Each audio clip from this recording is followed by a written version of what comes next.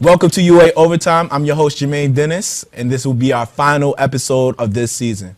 First, I'll be throwing it to my man, Vic. Vic, what's up, man?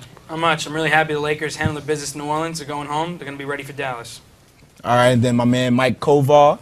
How's it going, everybody? Want to shout out all my Great Danes out there and my graduating seniors. Let's get after it. The beautiful Sam I Am. Hi, I'm Sam. Nice to be here. And then, of course, we have Zach, the Baldy. Good luck, Cam Newton. All right, well, now, speaking of Cam Newton, we're going to go to our first topic of today, the NFL Draft. Guys, the first round was yesterday. Who of all the teams had the best first round? Who had the best picks? Vic, we'll start off with you. I think it's got to be the Saints. They first get Cameron Jordan at 24, which was a steal to begin with, and they filled that much-needed defensive end. But then they trade up and they get Marcus Ingram, a Heisman Trophy winner out of Alabama. He gains more yards after contact than any other running back in this draft. He's hands down the best running back in this draft. He's fumbled 3 times in 632 touches at Alabama the last 3 years. It's got to be New Orleans. They now have 4 running backs. They're the best out there right now. All right, Mike, what do you think? I have to go with my New York Giants taking Prince Amukamara from Nebraska. He's a cornerback. He's an All-American, Big 12, first team Big 12. He what do you have? He has 27 career pass breakups at Nebraska. He had, out of 52 times that the ball was thrown his way, they only completed it 18 times last season. So that's a pretty good number. I think he's NFL ready, and the fact that the Giants were able to still get him at 19 when they were talking about him going in the top 10, I think that he was the best player available on the board, and it was a great pick. Okay. And Sam, what about you? I'm going to go with the Atlanta Falcons and their number 6 seed with Julio Jones from Alabama. He's one of the best physical wide receivers in the draft, and now he's joining up with another great physical wide receiver, Roddy White. All in all, I think he's a great pick for Atlanta, and it gives them an opportunity to possibly go in and win a playoff game. Yeah, I definitely agree with you. Matty Ice now has 2 dominant receivers. Go ahead, Zach. What do you think? I got to take the Cardinals taking the best player in the draft, Patrick Peterson, cornerback at LSU. He's a big physical corner, and with the receivers you have these days, like Calvin Johnson, who's 6'5", you need guys who can play it, physically. He's 6'1", 220, runs a 4.34, and he's also good in the return game. That's what people don't realize. He had 930 kick return yards last year, 400 punt return yards, and pairing him with Dominique Rodgers-Cromartie is going to be an amazing defensive backfield. And they're going to be an elite team next year. And then, of course, obviously, with the lockout or what have you, it just happened. And now we know that there is going to be an NFL season. What do you guys think about going into the preseason, going into who's looking the best in shape right now? Vic, what's your opinion? I really think it's the Saints. I think now that I think the Falcons made a great pick with Julio Jones, but what they really needed was defense, and they didn't get it. So now they're banging on their offense to completely power over all those other teams in the AFC South Division, which is pretty it's now full of elite teams. And I think New Orleans, who was 28th last year in rushing offense, with now adding a 4th quarterback. Maybe they trade away Reggie Bush. Not sure what's going to happen yet. But as of now, they finally got that inside presence they were looking for. They can really run the ball, and we know Drew Brees is a great quarterback. Correct. I don't know. I'm going to have to go with my Giants. I think with the elite pass rush that they have, they now have an elite secondary. You've got Aaron Ross, you got Corey Webster, Prince Amukamara, and who else they got? Terrell Thomas, that's their 4th corner. No other team has depth like that at cornerback. And you also have Antron Roll and Kenny Phillips as your safeties. Sam. I'm also going to agree with Vic and go with the Saints. I think getting 2 players from Alabama was a great pick for them, 2 new players. They've obviously worked together and have good charisma. And I'm going to give you a chance. Go ahead, Zach. All right, I know a lot of people hate me for this, but the Jets, I got to say, because the only thing they were missing was a defensive tackle, DN, that could play the 3-4. Muhammad Wilkerson they picked up. Huge guy, 315. That's the one guy they were missing, a run stopper, and they really need someone that can rush the passer. Okay, all right. Well, that's the end of the first quarter. As I have it right now, Sam, you have 2. Vic and Zach, you have 5, and Mike is in the lead with 6. We'll be going to commercial break. Right after that, come back, join us, second quarter. Whoa.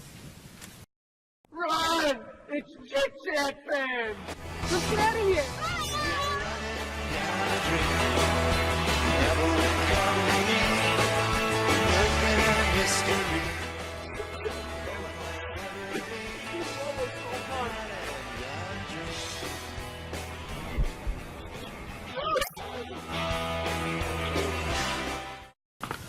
Welcome back. Now we're going into our second quarter debate, which is about the New York Knicks. First round, they get swept. But there is a bright future for them. What do you think, Mike? You know what? I think the Knicks did a great thing with picking up, re-signing Chauncey Billups. $14 million is a lot of money to pay for him, but it's the right move. He's an experienced point guard. He's going to be 35 years old in September. He didn't play that much his first couple years in the league, so I'm not worried about his body breaking down.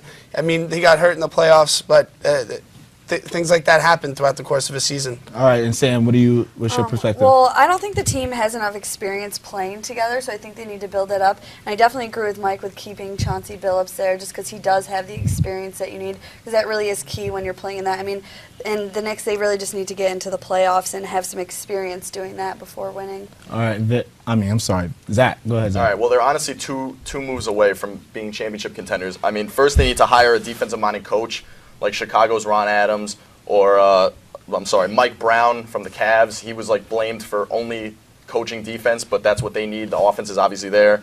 Or Lawrence Frank, maybe the Boston coach, the assistant coach, former Nets coach. And then they need to sign a center. They got Marc Gasol, Tyson Chandler, and DeAndre Jordan as free agents this year. They got to sign one of them. They need interior defense. They had nothing in the playoffs. So, they got to. Vic, and you. Yeah. To go along with that center comment, every elite team right now has either a versatile power forward or a number one power forward to go along with a big man. The Bulls have Noah and Boozer. The Lakers have Gasol and Bynum. The Thunder, who are now one of the league contenders in the West, they went out and got Perkins. And the other thing they need a spark off the bench. This year they are allowed to bring Wilson Chandler. They used to start for them off the bench. It was a great spark. They're starting Ronnie Turf at center. He's known to be a great spark when he was at the Lakers. And that's the problem. You need to bring one guy who does offense, one guy who does defense. The Bulls kind of do it with Korver and Ronnie Brewer for defense. So that's really, you have to find a winning combination in terms of offense and defense coming off the bench. Well, it's not even about just getting a player. They need to get a coach that can teach it, because D'Antoni has no D whatsoever. Yeah. So they need to get a coach in there that can literally just focus on D, and then D'Antoni can just focus on the offense. I'm going to agree with you on that, Zach. I think Dan D'Antoni has to go. I mean, it's his brother, but he's got to bring in someone who's going to coach defense. The Knicks had the 28th ranked defense in the league. When you're scoring 106 points a game, but you're giving up 105, I don't think you're not going to win games like that, and you're certainly not going to win a championship. And what about the leadership, guys? I mean, I think that's what's basically lacking in the series is leadership Well, that's at another home. thing, Yeah. Who's going to bring that leadership? Well, that's what you need. I mean, that's going to have to come from the players, though, because clearly Mike D'Antoni has no leadership skills. And, I mean, they're going to keep him for another year. That's just the way the Knicks are. Yeah. So they're going to keep him for another year. Maybe they'll get a new coach next year, but they got it. Amari and Melo got to step up and lead that team. And then 2012, we have the big free agency with Dwight Howard, CP3, Darren Williams. What do you think about that? I think they definitely should try and go after one of those. But now that they just spent $14 million on Billups, it's going to be hard to get a guy like CP3 to the table, get Darren Williams, get these guys to talk about a contract when, before was they had enough salary cap to do it, and now, they still have $80 million left of the Amari. The thing about this, the way this offense works is you got this guy running up down the court. He's kind of aging, and he got $80 million over 4 years. It's only an option, so they have Billups for one more year. They can buy out his contract and then re-sign him at a cheaper price, or they can go after CP3, who I think they have to go for. After the way he played these playoffs, they got to go after Chris They got to Paul. get him. All right, guys, that's the end of the quarter. All right, as we have it right now, Sam, we have 3. Vic, you have 11. Mike, you have 11. And Zach, you have 12, so you're in the lead. We're going to our halftime report. We're going to come back for the third quarter debate. Please stay tuned. Yet to Have Been There is a brand new show that touches on the recent budget cuts that so many students are facing on a day-to-day basis. Our budget got slashed. Well, Pete gave us all the account information, so we just took out a couple $100 and decided to throw a party. I think we had a stripper in one of our scenes, Yeah, take it off. Woo! and the cast seems to mesh really well. Look, I didn't mean it like that. Oh. There were a lot of awkward moments during the filming of the show. I think that it's going to be a really great show. I hope that you guys enjoy it as much as we enjoyed filming it. I thought it was over or not.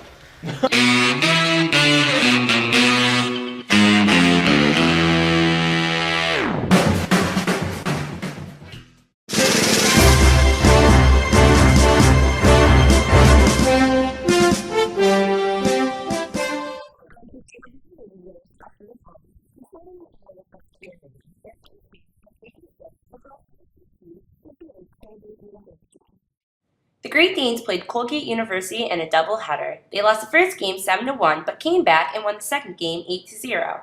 Freshman Brittany McFawn pitched a no-hitter in the second game. The Great Danes have won 14 out of 32 games throughout the season. They have won 8 out of 10 conference games. In their most recent games, they played Cornell in a doubleheader. A 3-run homer by Katie Wamble capped their defeat of Cornell 13-1. They came back for the second game and defeated them with a score of 7-0. For more information on the Great Danes season and for a look at their upcoming game schedule, visit www.ualbanysports.com.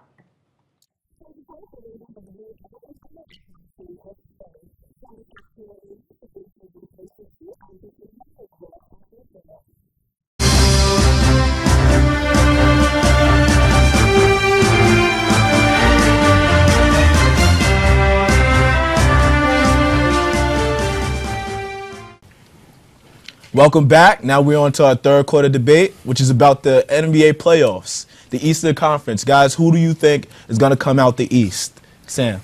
I'm going to go with the third seed and say the Celtics. I'm a firm believer that experience is everything and practice makes perfect. They have one of the oldest playing teams together. They have great, amazing chemistry. Plus, you have Ray Allen, who's been playing in the NBA for 14 years, and then Shaquille O'Neal for 16. That just, I mean, how can you not have experience playing that long, playing longer than any of these other players? And I just think with that experience, it's going to help them go far. And I mean, this Sunday they're playing Miami, so it should be a good game to see what happens. All right, Zach. All right, I'm going to take the Hawks.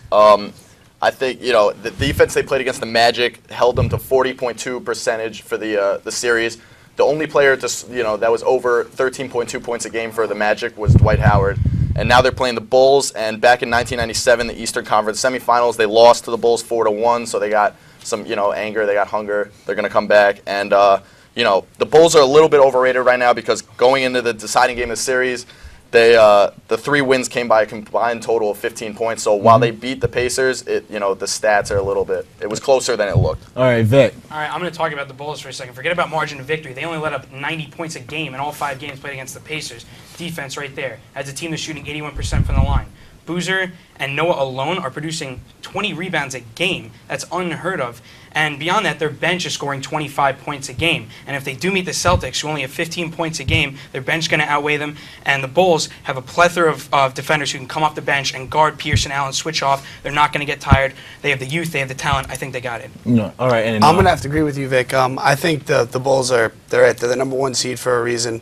Zach, you can hate on the Bulls all you want, but they have Derrick Rose, hands down MVP. He's a one-man wrecking crew. He goes out there, he takes over games. There's no one that can stop him. He's so quick and just athletic. He jumps out the building. He just really has come alive. It's been a pleasure watching him. I'm not even hating on the Bulls. I like the Bulls. I'm just saying that Derrick Rose is the only one doing anything. They have no second scorer. I admit Boozer and Noah are doing, rebounding, blocking. The defense is great. They're playing great. But at the same time, they don't have a secondary scorer. It's pretty much Rose or no one. Yeah. Right now. That's the way they played in the first round. Obviously, the regular season. Boozer has to come alive. Boozer has to come into his own. If Boozer comes alive, they win the championship. Well, Boozer are both averaging double-doubles right now. So it's not just 20 rebounds together. It's also 20 points together. So they're bringing that to the table every single game. I just want to bring this to really you picked the Hawks because I noticed their team, they're very stagnant when it comes to offensively. One day they're really hot. They are streaky. They are streaky. But I think right now they're just playing with a lot of fire and the way they played in the first round, honestly, before the first round, I didn't see them going out of the first round. But the way they played against the Magic, I mean, Jamal Crawford went off. And obviously, he's streaky as hell. But I think the big problem with the Hawks is that they really just don't have any bench. Jeff Teague is they lost Mike Bibby. That was their veteran guy who they counted on to take over possessions. At the same time, they got Kirk Heinrich, who's a solid point guard and much better than Bibby and plays defense. Kirk Heinrich didn't nearly have the experience that Bibby had, and he still doesn't have that experience. Kirk Heinrich plays defense, though, and he can contain Derrick Rose in those late game situations, and that's where I think the Bulls are going to thrive. And Al Horford is an underrated center. Okay. All right. First eliminations. Points are, Zach, you have 19, Vic, you have 17, Mike, you have 15, and Sam, sorry, you have 6. You have to go. You have to go. But remember, guys, stay tuned. After these commercial breaks, we'll be back for a fourth quarter debate. We want to talk about the Western Conference Finals. Stay tuned. Extra bright, I want y'all to see this. Turn up the lights in here, baby. You know what I need. Want you to see everything. Want you to see all of the lights. No. Seriously though, fourth quarter debate. Let's go into it. Zach, what do you think? I don't care what you think. Go ahead, Vic. Vic, no, you talk too much. All right, Mike, what do you think? Mike, it doesn't matter. What do you think? All right, and that's the end. It doesn't matter. Mike.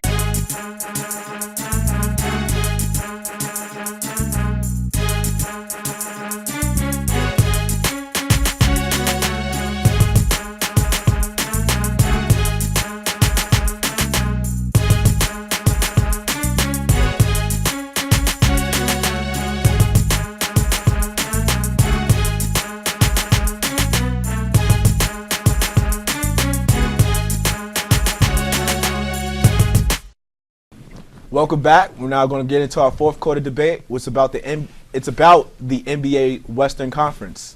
Guys, Zach, who do you think is coming out the West? All right, well, I got to take the Thunder. I mean, Durant established himself as a closer, something LeBron hasn't done. I mean, he scored 14 points in the final 3.5 minutes of the game 5 against the Nuggets. And, this is a team, the Nuggets, that led the league in scoring with 107.5. But against the Thunder, they only scored 97.5 points a game. And field goal percentage was down 60%.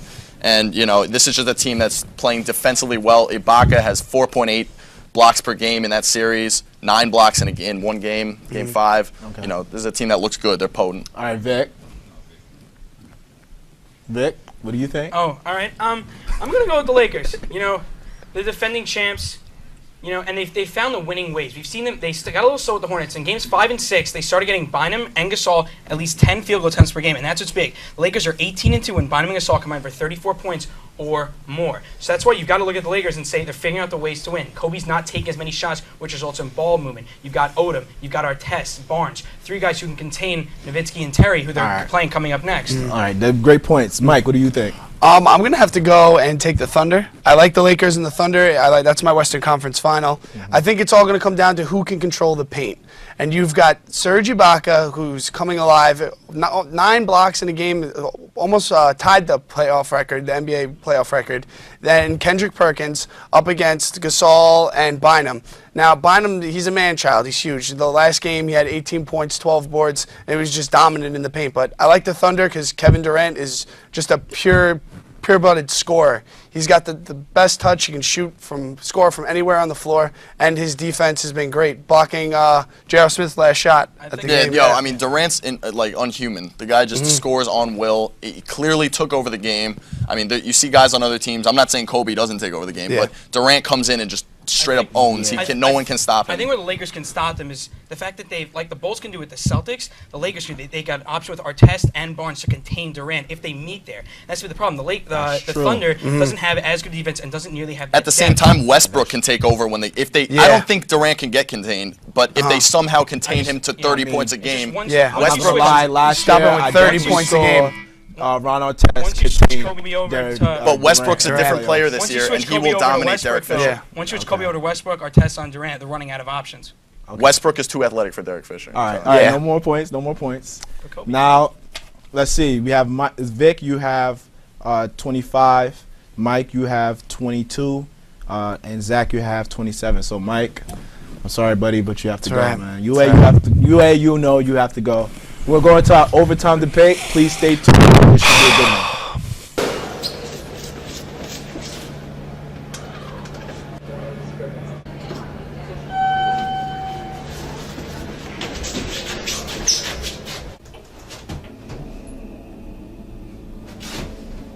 And next, guys, we have to do a better job at what we do.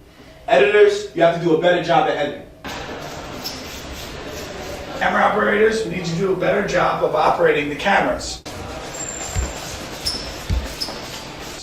And last but not least, you need to be on time.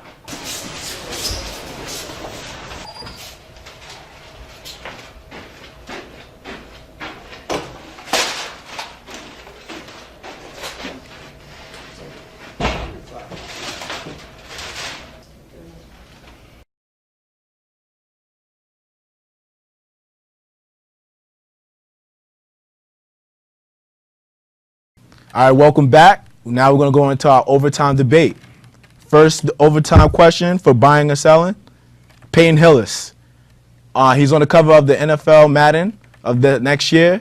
Vic, do you think it's a wise decision for Madden to go for such a low caliber type of player? Well, I don't know if he's low caliber. He might be low caliber in the perspective of people who don't really follow the Browns because there's no need to because they're such a bad franchise. But you finally give a player who isn't a big superstar, a show-off, and you let him get on the cover of Madden. In years past, there's been a little controversy over it, but they let the fans vote, and that's really what it's about. Fans play the game. Let them decide who's on the cover. What do you think, Zach? All right, I think it's terrible because they're ruining this guy's career. The Madden curse is real, and they're ruining this guy's career. It's the only good thing the Browns have right now. So if they, this guy gets injured next year, they're done.